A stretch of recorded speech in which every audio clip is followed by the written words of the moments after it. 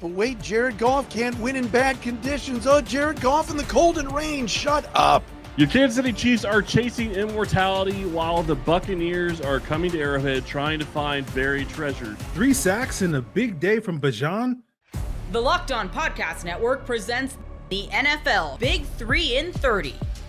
The 3 biggest stories in the NFL from our local experts at the Locked On Podcast Network. We bring you the real story, why it matters, what's next, who wins the big game, and more, all in 30 minutes. The NFL Big 3 in 30 starts now with the biggest story in the NFL. But wait, Jared Goff can't win in bad conditions. Oh, Jared Goff in the cold and rain. Shut up. You are Locked On Lions, your daily Detroit Lions podcast. What a game tonight. What a game. We knew the conditions were going to be bad. I said it on Friday. This should be the David Montgomery game. This should be the game where David Montgomery goes off. I've heard it 1,000 times. Jared Goff struggles in outdoor weather. It's cold. It's rainy. Uh-oh, Goff outdoors. First outdoor game of the year. Uh-oh, what happened last year in Chicago? All Jared Goff did today was miss 4 passes. 4. He was 11 for his first 11, ended up 18 out of 22. Had a pass rating of 109.3. His counterpart, the highest paid quarterback in football, the second coming of Brett Favre, the second coming of Aaron Rodgers, the great Jordan Love, pass rating of 69.7. Not nice. Lions win. Goff does his thing. Montgomery runs for 73 yards. Gibbs runs for 65. Penei Sewell on that Jahmyr Gibbs touchdown run, moving the entire line, basically from right to left. My gosh, that was Lions football today. Tough, physical, weather conditions. So what? Well, it's an indoor team playing outside. Shut up. Stop. I don't want to hear it anymore. Lion fans don't want to hear it anymore. This team is legit. They're the best team in the NFC, period. I'm not some homer. I hated the Amon-Ra St. Brown Green Bay Sucks sweatshirt that he wore into the stadium today. I thought it was ridiculous. There was no need for that. But you know what? He wore it, and the Lions backed it up with a win. He wore it, and they backed it up. Amik Robertson talking constantly, trash talk, standing over players, finally got an unsportsmanlike penalty. Amik, you're a good player. Stop it. Cut it out. It's not needed. None of this is needed. No just, I love that the Lions have an edge. Don't get me wrong. St. Brown's got an edge. Amik's got an edge. It's fine. But just go do your business, win the game. And that's exactly what the Lions did today. By the way, that sweatshirt today that Amon-Ra wore today was ridiculous. It didn't even spell Green Bay properly. It's 2 words, Green and Bay. Whoever made that sweatshirt, fix it. Stupid. But regardless, I love the way they played from the get-go today with running Montgomery, even down 3-0. They're moving, they're driving, they get to 4th down, and you figure, all right, take the points, tie the game. Dan Campbell says, no. First 3 plays, they ran Montgomery. I liked it. I had no issue with it. They just didn't block. But then the 4th down play, what a catch by St. Brown. What a throw by Goff in the rain, wearing gloves. And it's that combination that just you can rely upon. And Amon-Ra is a special, special talent. Jared Goff is showing you why he's an MVP candidate. But St. Brown today, 7 catches, 56 yards, a touchdown. There were 7 targets his way, 7 catches his way. You target him, you throw it to him, he catches it. I think I saw the stat today on Fox, and we're going to get to the Fox broadcast in a second. My God, was that Packers television today? Does Tom Brady do any prep at all? He doesn't know who the players are. Like, come on, man. I know you're a part owner of the Raiders, and I know you can't participate in some of the Zoom calls and stuff, but at least do some prep. Can we get Greg Olsen back? But regardless, like, I think I saw a stat on Fox today where the last 30 times Goff has thrown to St. Brown, he's caught it, something like that. It's remarkable. Those were tough conditions today. That was not an easy. It's a slick field. It's raining the whole game. And yet one team could handle it. The Lions. The other team, the home team, Green Bay, couldn't. Packers had a ton of drops. They had 6 or 7 drops. Wicks had a touchdown pass right in his hands. It was behind him a little bit. You still got to make that catch. And the Packers looked like Packers had double-digit penalties, 11 or 12 at my last count. The Lions stayed focused. The Lions weren't holding or grabbing. The Lions weren't jumping off sides. The Lions weren't snapping the ball at the feet of the quarterback. And I get it that Elton Jenkins had to move from guard to center because Josh Myers was hurt. And Green Bay people will tell you, oh, we didn't have Jair Alexander. We didn't have Josh Myers and blah, blah, blah. Well, the Lions don't have Aiden Hutchinson. Have the Lions made any excuses for not having their best defensive player? And then, oh, by the way, Brian Branch made a dumb play. It was a stupid play. The play was over. The ball was incomplete. And Branch went head first, helmet to helmet, to the Packers receiver. It was a bad play. It deserved a 15-yard penalty. But my God, a 4-minute break and then you eject him? Anybody see the Jordan Poyer hit against the Bills today from the Dolphins? What about Chris Olave? Those were not ejection plays. Yet Poyer's was worse than Branch's, and they kicked him out? That was preposterous from Clete Blakeman and the crew, and from the people in New York radioing in saying, eject him. Come on now. It was a bad play by Branch. Don't get me wrong. But ejection, no way. But you know what? The Lions rolled with it. Brandon Joseph played really well in his place. Kirby Joseph stepped up. Jack Campbell was all over the field today. Alex Anzalone, Gaines Media poster boy, did his job. And everybody contributed in what was complimentary football, Dan. I mean, it was just awesome. Awesome. What a win today for the Lions. 3 straight at Lambeau. And these are not bad Packers teams they're beating. 2 years ago, they knocked Green Bay out of the playoffs and ended Aaron Rodgers' career in Green Bay. Last year, that was a good Packer team. I know earlier in the year, they weren't as good as they finished. But look at the record that they ended up with last year. And, of course, Jordan Love won a playoff game in Dallas. Jordan Love he's turning into Brett Favre. He makes some unbelievable throws. He's a very good talent. But he also makes some stupid throws. He's been picked off now 11 times this year. Jared Goff never throws the ball to the other team. Rarely. Lions have been on a heater. They've won 6 in a row since that Tampa loss when Goff threw a couple of picks. Today, 18 out of 22, an efficient 145 yards, 1 touchdown. He was sacked once. Passer rating 109.3. Spreading the ball around, you had St. Brown, Laporta, Montgomery, Khalif Raymond, Tim Patrick, Jahmyr Gibbs. Allen Robinson caught a pass. And Brock Tober all caught passes today from Jared Goff in really lousy conditions. Bottom line is we looked up and said, all right, 4 of the next 5 are going to be tough. At Dallas, at Minnesota, home to Tennessee, at Green Bay, at Houston next Sunday night. So far in this very, very tough stretch where we're going to find out a lot about the Lions, they're 4-0.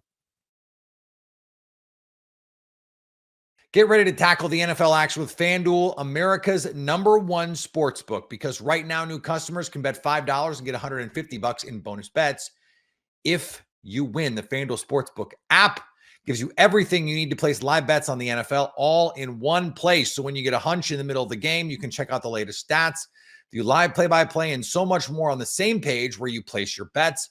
Just visit FanDuel.com to join today. You'll get $150 in bonus bets if you win that first $5 bet. And that winning $5 bet could be Monday Night Football, maybe. The Kansas City Chiefs, big favorites over the Tampa Bay Buccaneers tonight. FanDuel likes the Chiefs by 9.5. That's FanDuel.com. Never waste a hunch and make every moment more with FanDuel, an official sportsbook partner of the NFL. Your Kansas City Chiefs are chasing immortality while the Buccaneers are coming to Arrowhead trying to find buried treasure. From the land of the free and the home of the Chiefs, this is the Locked On Chiefs podcast. There was an injury update over the weekend. Jared Wiley is out for the season, tore his ACL. He went to IR. They brought Peyton Hendershot up. Also made another practice squad move. We're not going to really worry about that right now. But DeAndre Hopkins is going to be more involved in this offense this week. Peyton Hendershot obviously is going to be another tight end in this offense this week. A couple of new options there, and it's going to be a lot of fun. Ryan, how's it going today? It's going, and I'm going to ask for everybody's patience and support here. I'm not in as bad shape as Wiley's ACL, but I am not 100%. I'll tell you that. Thanks for taking over the hosting here, Chris. I appreciate you. Hendershot, we did some work up on him preseason. I'm pretty excited about what he could bring to it as a guy that could be a go-to, but I don't think it affects his game plan terribly. It's going to be about Kelsey and Noah Gray at the tight end spot, and whatever else you filter in will take over from there. But it's working in DeAndre and how he and Travis in particular work off of each other. So I do think we will see some adjustment at what the routes are run, especially from the inside slot position when DeAndre's in it, as well as how they choose to push deep to give them some open space for those two guys. I'm looking at digs. I'm looking at deep outs a little bit more if I'm the Chiefs staff and having some guys that can take the top off and keep them a little bit cleaner. That's where I'd like to see them go right away. Yeah, and I'll be curious to see how they go about this because there is a lot of different things that could go into this game. And I understand, and I somewhat agree with you. Wiley is not going to make a big difference, but I do think that Jody Fortson was bringing something else to this roster. He's now gone as well. Obviously, we already knew that. He's been gone for a couple of days, but it is going to change how they're able to use 13 personnel and attack using 13 personnel. So I do think that that could play into maybe a little bit of this game plan because I think that the Chiefs have used 12 and 13 personnel very effectively, and having a guy like Jody Fortson on the field has been something that has been something that has really helped them. At this point, obviously, Hendershot is a guy that's going to step in, hasn't had a ton of time in the Chiefs offense. I do expect him to play, though, on Monday night. I would as well. And I think that they can balance that out by getting more balance in the run game, not having to put that much on the 12 personnel. Obviously, we've seen what Kareem Hunt has been able to bring to the run game. Again, a little banged up. Got to say for him a little bit. So I want to see a little bit more of what has worked in the past. McCole Hardman, come on up. I need more output from you. We need to see that you can do that. Juju Smith-Schuster, I don't think, barring a game time decision, is not going to be available. So he's out. It's going to be about it. Did they rule him out? Okay. Yeah. So it's about taking advantage of what you have, using your tools that are available this week to do that. I do like the Washington elevation. I don't know if they've announced that yet officially, but I would expect it as well. And I would like to see a little bit of some underneath work there for a more speedy guy as well. I do think the tight end situation does shift it back towards the pass game as the first up and the run game as supporting that rather than what we've seen the last few weeks. But you never know. You have to take what the defense gives you. And if that means more Kareem Hunt, I'm perfectly comfortable with it. I'm comfortable with it. I don't know that I like it. And the reason I'm not sure I like it is because we also got a little bit of an update. Isaiah Pacheco is expected to come back at the end of November. The only reason I bring that up is because they have used Kareem Hunt over and over and over again over the last 3 weeks, and he has got to be feeling it. And while I agree that they need to run the ball, they need to be effective doing it. I think taking a couple of carries off his plate and maybe passing a little bit more, or maybe even just using Pirine or maybe even Clyde's going to be available this week since they don't have 4 tight ends. Maybe Clyde's going to be a guy that can step in and get a couple of carries.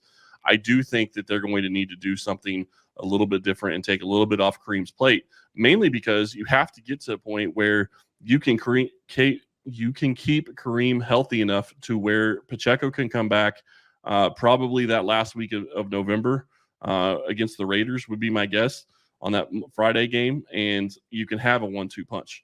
If you use him too much, you get away from that, and that hurts this offense. I think that they need to take a little bit off of his plate and maybe get Xavier Worthy involved a little bit more. Take some deep shots early in the game, force them to go back a little bit, and then just stay on the attack the rest of the game. Yeah, I like that concept, and I purposely left X out of it because I think he is the X factor we'll talk about coming up later. You have to lay your foundational offensive options there, and I do think that while you can't zero in on DeAndre Hopkins to start this particular ball game, I think you got to pay more attention. And it shouldn't be like, oh, all of a sudden we have this new toy and we have to max it out like they've done with Kareem. It should be more gradual than that. But I also don't think that there's this steep learning curve. I think he's proven that he's able to walk in a couple days practice, and his experience level gives him the ability to fit in. So you might as well make use of it. Give a 2- and 3-pronged attack, and then take what they give you. Yeah, and I think the thing that I like about DeAndre Hopkins is even only being in the offense for 2 or 3 days, you saw Patrick Mahomes trust him on a deep out, trying to get out of bounds for a field goal at the very end of the first half last week. And while that seems like a simple play, it is all about timing. It's all about execution. And it's all about putting the ball on the body of the receiver in the right spot so he can get out of bounds, make the catch, get out of bounds, and stop the clock. That was done to perfection. And if they're on that same kind of page this quickly, that's going to be something that's going to really benefit Kansas City as those two get even more chemistry and are able to work together a little bit more. Get ready to tackle the NFL action with FanDuel, America's #1 sportsbook, because right now new customers can bet $5 and get $150 in bonus bets if you win. The FanDuel Sportsbook app gives you everything you need to place live bets on the NFL all in one place. So when you get a hunch in the middle of the game, you can check out the latest stats, view live play-by-play, and so much more on the same page where you place your bets. Just visit FanDuel.com to join today. You'll get $150 in bonus bets if you win that first $5 bet.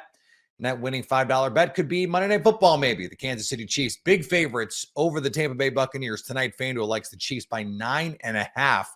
That's FanDuel.com. Never waste a hunch and make every moment more with FanDuel, an official sportsbook partner of the NFL. 3 sacks in a big day from Bajan.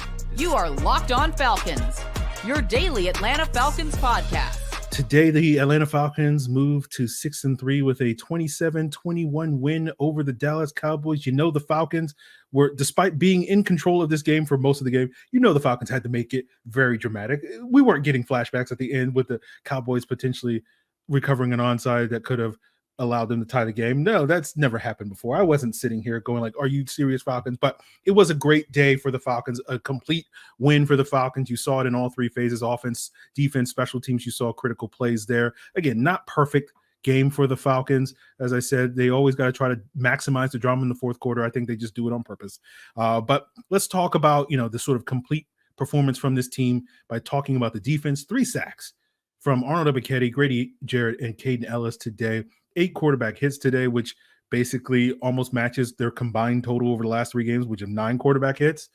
So, you look at that per game performance, technically today is like a 400% improvement for the Falcons pass rush from what we've seen over the previous 8 games. And, will that impact their decision to be aggressive at the trade deadline to add to that pass rush? We'll talk about that later in today's episode, but we got to start with Caden Ellis's big day. He was all over the field, looking like the stud that he was last year and a big impact player for that Falcons defense in 2023 and big catalyst for their success. And him playing well, I think, was a big catalyst for the Falcons' success this Sunday, in addition to, the Cowboys shooting themselves in the foot over and over again. But Caden Ellis finished with 13 tackles, a sack, 3 quarterback hits, 2 tackles for loss, has sort of had a huge momentum swinging stop on 4th and 1 early in the second quarter, stopping CeeDee Lamb on a jet sweep. And, I've seen people speculating about Caden Ellis being a cap cut at the end of this year. I don't agree with that sentiment, but I think today was a nice reminder for those folks,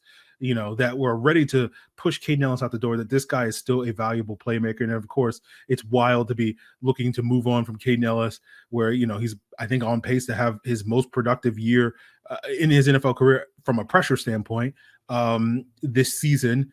And for a team that is so desperate for any type of pass rush help, like you can't let, the 25 to 30 pressures that Caden Ellis, I think, is on pace to have this year walk out the door for nothing, just to, save a couple of dollars. But switching gears to the Falcons offense, Bijan Robinson continued to show why he is the most talented player on the roster. 145 yards total scrimmage, 86 on the ground, 59 in the air. You saw a lot of Bijan in terms of the Falcons' early down success, not only with him as a runner and a receiver.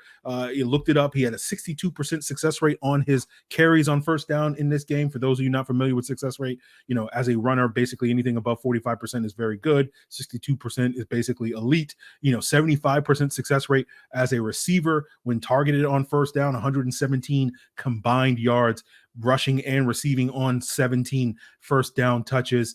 And we knew going into this game that the Falcons would have a favorable matchup with Bijan Robinson against these struggling Cowboys linebackers and safeties in coverage against one of the worst run defenses in the NFL on the ground. So you saw that come to fruition. And talking about the early down struggles, we'll talk later in the episode about the Falcons' third down struggles, in part due to, or solely due to Drake London's absence in this game. But you did see Darnell Mooney step up in a major way with 2 fourth down conversions to sort of help pick up some of that slack. The second one was a huge one, obviously, with a 36-yard walk-in touchdown on a pick route, a great play call by Zach Robinson, great read, great vision from Kirk Cousins on that play, seeing the blitz coming, and the Falcons dialed up the perfect play to beat it with Mooney sort of just waltzing into the end zone.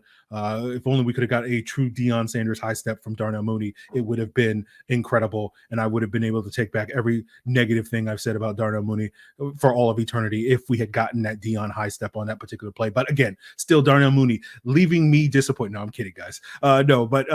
Speaking of great reads from Kirk Cousins, we saw an excellent start to the month of Kirkvember, right? Kirktober was great. Kirk has historically been even better, more efficient quarterback in Kirkvember, and he got off to a great start today against the Cowboys, looking poised, looking decisive, as illustrated on that fourth down touchdown to Darnell Mooney. And we questioned, right? We went into this game questioning, okay, we've seen Kirk carve up the Bucs twice.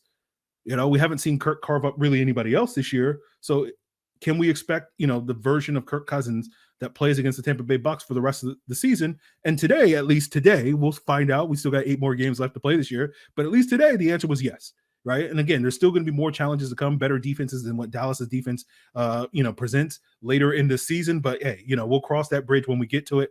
And you saw a continuation of Kirk Cousins' command and comfort in this offense this Sunday. Very efficient, 19 of 24 passing for 222 yards and 3 touchdowns. And you love to see Kirk Cousins' mobility.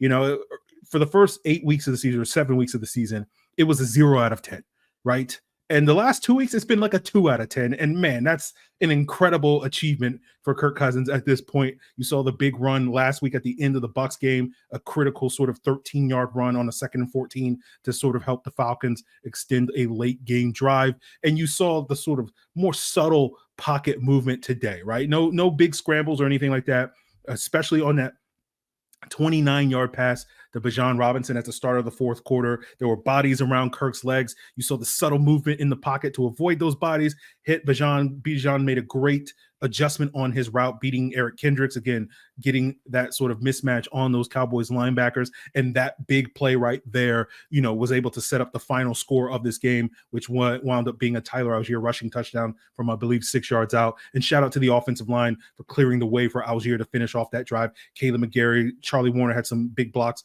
on that touchdown run. You saw the pile move, and it's nice to see Caleb McGarry bounce back after a couple of rough weeks in pass protection, getting back to being that sort of enforcer in the run game that we know Caleb McGarry is. But, that all said, let's talk about the Kirk Cousins chaos meter, something that we talk about each and every week on these rapid reactions immediately after the game, something I inherited from Locked On Vikings host Luke Braun. We talk about the chaos meters. There's 5 different levels of chaos when it comes to Kirk Cousins. Level 1 is the least chaotic, right? This is when Kirk is super conservative, too conservative for his own good. Level 2 is this sort of classic Kirk Cousins effectively managing the game. Level 3 is what we want, which is peak Kirk Cousins, where you get that effective game management, just a little bit of chaos just to get Kirk to that next level and peak version of Kirk. Then level 4 is when the chaos is too much. It takes over.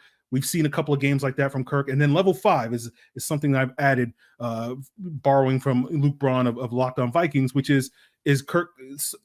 There's a chaos to a level where we need to start talking about Michael Penix taking over at the quarterback position. And fortunately, we have not had any level 5 games at this point. And hopefully we will not see any level 5 games for the rest of eternity. But today we got a level 3 game. And I think we barely got a level 3 game because to me, Kirk played well. This was one of his better games of the season, but it wasn't that chaotic. But we got a little bit of Kirk Cousins chaos because, it's just not, hey, the chaos meter isn't just, hey, Kirk played well. It's an automatic peak level 3 Kirk Cousins game, right? No, you got to get that chaos. We got a little bit of chaos. So I'm going to go like a 3.1. This was more of a game manager, Kirk doing an excellent job managing the game. But we got a couple of chaotic moments. We got a sack strip fumble. We got another play that almost was a sack strip fumble. So that's enough for me to bump it into level 3, that 3.1 type of thing. We didn't get any sort of crazy, oh no, Kirk, what are you doing type of chaotic moments that we have seen, time and time again in the first 2 months of the season. But again, I gained a peak